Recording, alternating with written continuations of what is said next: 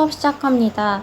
여러분, 오늘은 어제 배웠던 맨델의 유전 연구, 유전 용어 정리했던 것 한번 정리를 하고 그 다음 새로운 내용에 대해서 진도를 나가 볼게요. 여러분, 교과서는 몇 페이지를 펴냐면 190, 191페이지를 펴주면 됩니다. 자, 맨델의 유전 연구, 우리 어제 유전 용어들에 대해서 정리를 했는데요. 그 용어들 한번 쭉 볼게요. 먼저 형질이라는 걸 배웠어요. 형질이라는 건 생물이 갖고 있는 고유한 특징을 형질이라고 했고, 이 형질을 자손에게 물려주는 현상을 유전이라고 한다. 부모가 가진 부모의 특징을 자식에게 물려주는 걸 유전이라고 하죠. 이 유전을 연구한 사람이 맨델인데, 맨델은 완두를 실험 재료로서 사용해서 여러 유전 연구를 했어요. 그 내용을 하기 위해서 우리가 또 알아야 됐던 용어들이 있었는데, 대립형질이라는 게 있었죠. 대립형질. 대립형질이라는 건 형질이 서로 대비되는 거, 서로 대립되는 거, 구별되는 걸 대립형질이라고 해요. 대립형질의 예시로는 무엇이 있냐면 어제 봤던 모양과 관련된 형질로는 둥글다, 주름지다, 색깔과 관련돼선 노란색, 초록색. 그 외에 완두콩, 씨 말고 완두콩이 씨가 달리기 전에 꽃이 펴면 꽃잎의 색깔, 꼬투리의 모양, 꼬투리 색깔 이런 등등 여러 가지 겉으로 우리가 확인할 수 있는 형질들도 있답니다. 그래서 모양 색깔뿐만 아니고 밑에 보면 꽃이 피는 위치라던가 줄기의 키 등등 여러 형질들이 있어요.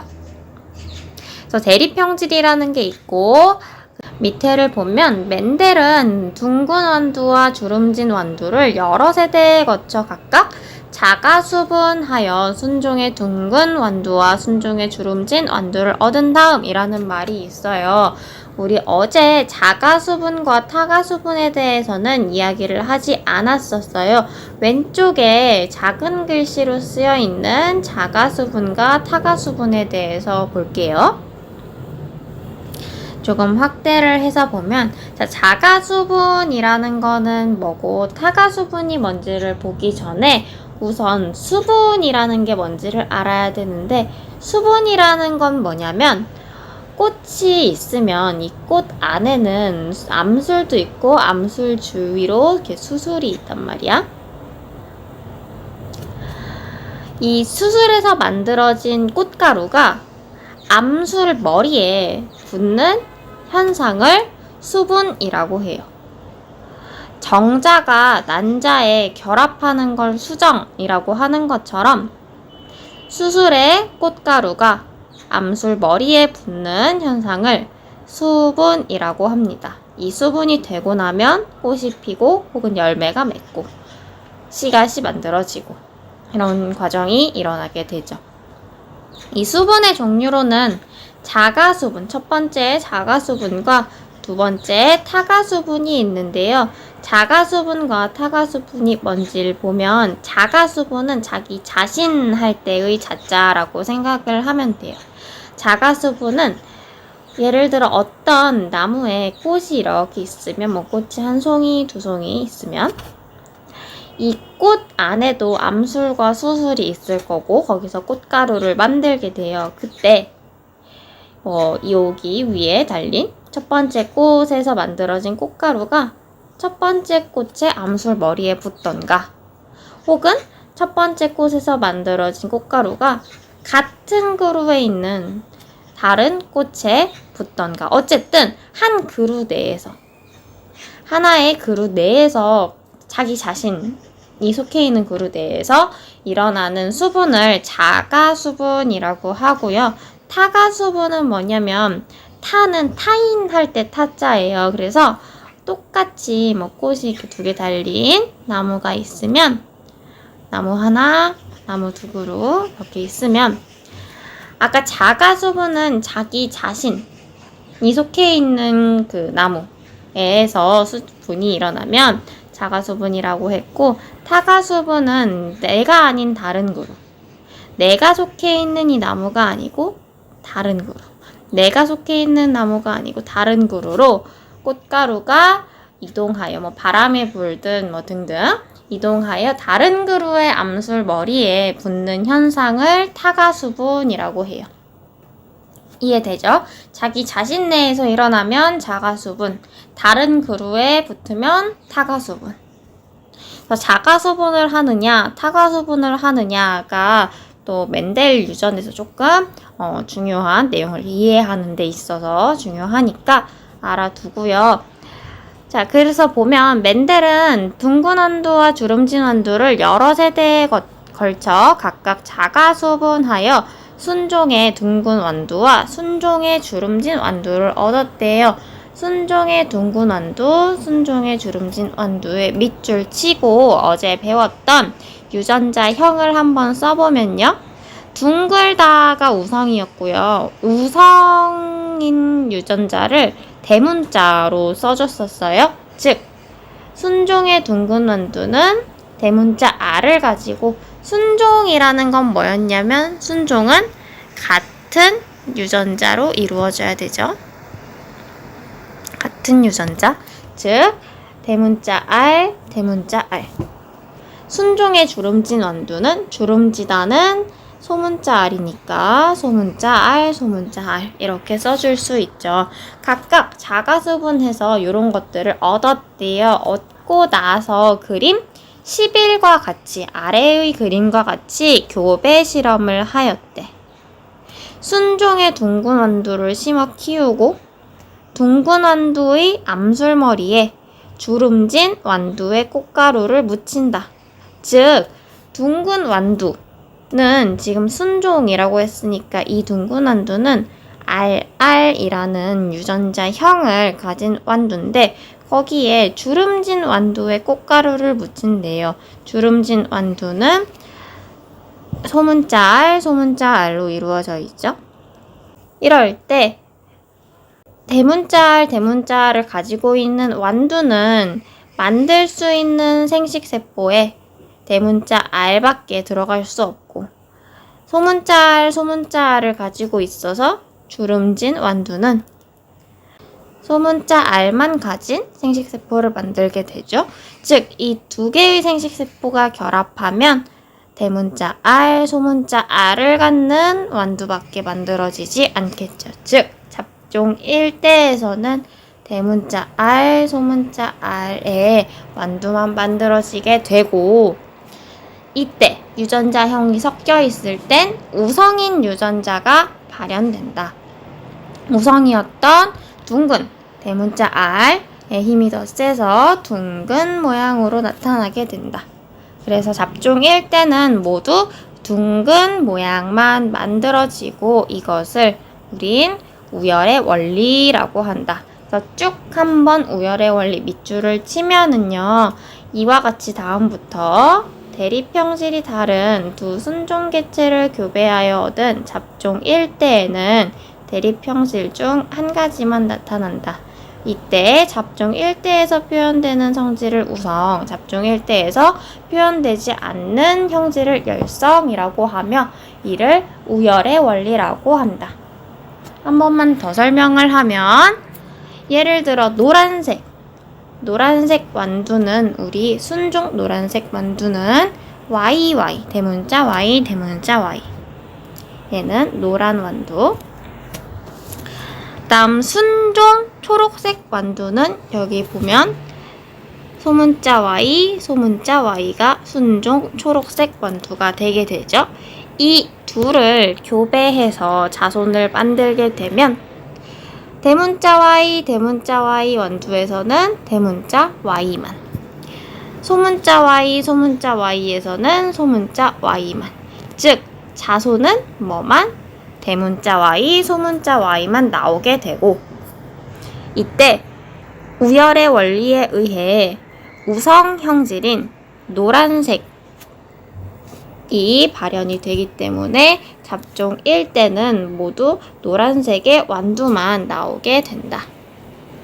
라고 정리를 해주면 되죠. 요 내용이죠. 다음 우리 다 정리를 안 했던 용어들 밑줄만 몇 개 쳐보면 이렇게 색깔, 모양 같이 겉으로 드러난 형질을 표현형이라고 하고 대립유전자의 구성을 라지알, 라지알, 스몰알, 스몰알 이렇게 알파벳 기호로 나타낸 것을 유전자형이라고 합니다.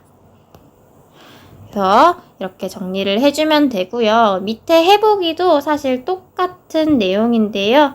그래도 한번 간단하게만 써보면 어버이 둥근완두는 대문자 알, 대문자 알로 이루어진 완두죠. 그러니까 만들 수 있는 생식세포는 알밖에 없고요. 대문자 알.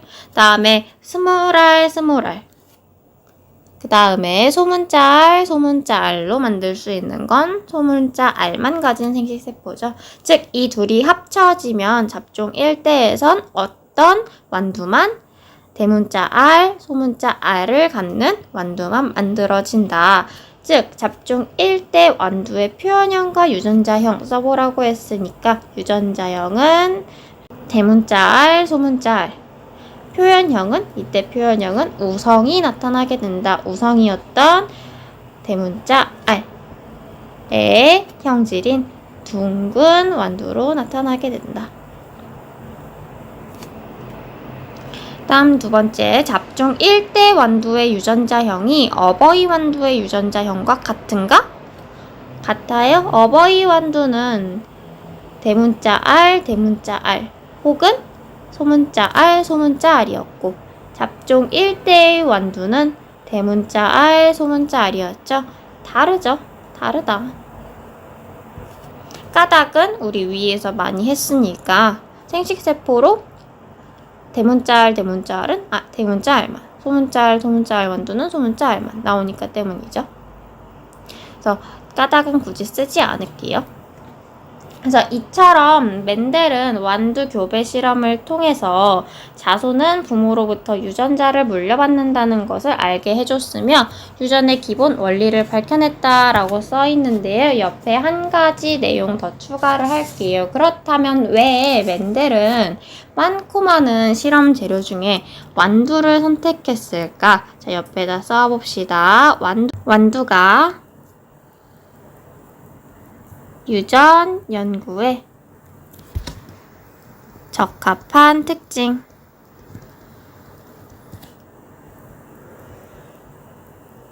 조금 길어요.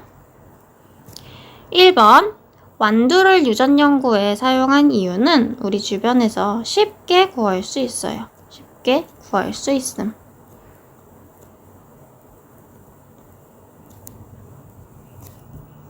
자, 두 번째, 우리 사람 같은 경우에는 사람이 자라서 아이를 낳으려면 최소한 그래도 한 20살은 넘어야 성인이 되어야 아이를 낳고 또 아이를 기르고 할 수가 있죠. 최소 20살은 기다려야 되고 20년은 기다려야 되고 태어나서부터 그리고 또 1년이라는 임신기간이 있고 또 어쨌든 그런 식으로 되게 오래 걸리는데 완두 같은 경우에는 집에서 강낭콩 기르기 같은 거 아마 해봤을 거예요. 되게 빠르게 자라고 또 열매도 맺고 자손을 얻고. 그래서 이 완두가 유전 연구에 적합한 두 번째 특징은 한 세대가 짧아서 단시간 내에 우리는 여러 자손을 얻을 수가 있게 되죠.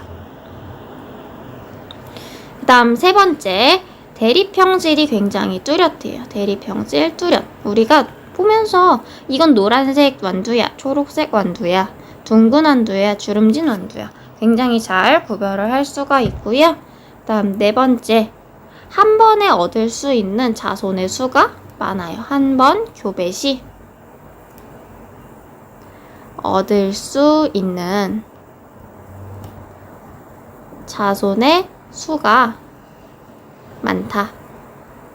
사람 같은 경우엔 한 번에 보통 일반적으로는 한 명의 아이를 낳고 강아지, 고양이 같은 경우에도 한 번에 10마리 이상씩 낳기는 되게 어렵단 말이에요. 근데 완두 같은 경우에는 콩 한 번 키워봤는지 모르겠지만 굉장히 많은 콩꼬투리가 열리고 그 콩꼬투리 하나에는 3개에서 5개까지도 콩이 또 들어있죠.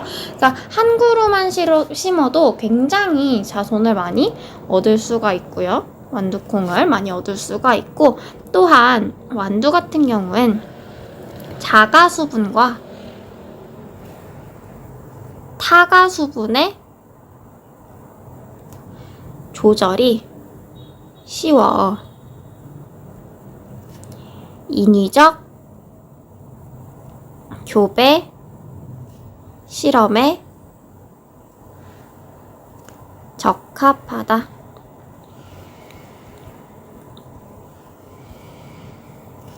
아까 자가수분 같은 경우에는 그냥 같은 그루에서, 타가수분 같은 경우에는 서로 다른 그루에서 수분이 일어나는 건데, 완두콩 같은 경우에는 한 그루에서 자가수분이 일어나게 하려면 꽃가루 같은 거 혹시 수분 해봤는지 모르겠지만 붓 같은 걸로 꽃가루를 묻혀서 그냥 암술머리 이렇게 묻혀주면 되거든요.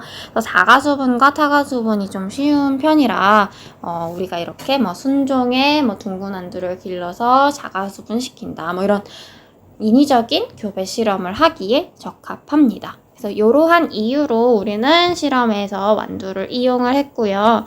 다음 밑에 있는 스스로 확인하기 문제를 보면 순종의 둥근 완두와 순종의 주름진 완두를 교배하여 둥근 완두만 얻은 경우 우성형질, 둥근 거랑 주름진 완두 중에 우성형질은 둥근 완두가 되고 열성형질은 주름진 완두가 된다. 순종의 둥근 완두 R, 그다음 순종의 주름진 완두 스몰R을 교배하여 둥근 완두만 얻은 거는 당연히 라지 R, 스몰 R이겠죠. 대문자 R, 소문자 R. 그랬는데 표현형이 둥근 완두로 나왔다는 건 우성형질이 둥근 거란 뜻이겠죠. 열성은 주름진 완두. 다음 두 번째, 키 큰 완두와 키 작은 완두를 교배했을 때 얻은 자손은 항상 키 큰 완두였다. 이 자손의 유전자형을 쓰고 순종인지 잡종인지 판단해보자. 밑에 먼저 써보면 우열의 원리에 의해 대립형질이 다른 두 순종 개체를 교배하여 얻은 잡종 1대에는 우성형질만 표현된다. 이게 우열의 원리였죠. 즉, 키 큰 완두랑 키 작은 완두를 교배했는데 자손이 항상 키 큰 완두래요. 그 말은 키 큰 완두, 키 작은 완두 교배시킨 이 두 개의 완두가 각각 대립형질이 다른 두 순종 개체였기 때문에 자손이 키 큰 완두, 우성형질인 키 큰 완두만 나온다는 거죠. 즉, 키가 큰 완두는, 이때 태어난 키가 큰 완두는 부모인 키 큰 완두, 얘 같은 경우엔 순종 키 큰 완두니까 대문자 T, 키 작은 완두는 소문자 T가 되겠죠. 이때 얻어진 자손은 대문자 T, 소문자 T가 되겠죠. 그래서 각각 유전자형 썼고, 이 자손의 유전자형은 TT고 대문자 T, 소문자 T. 유전자형이 서로 다르니 잡종이겠죠. 잡종. 이렇게 써주면 됩니다.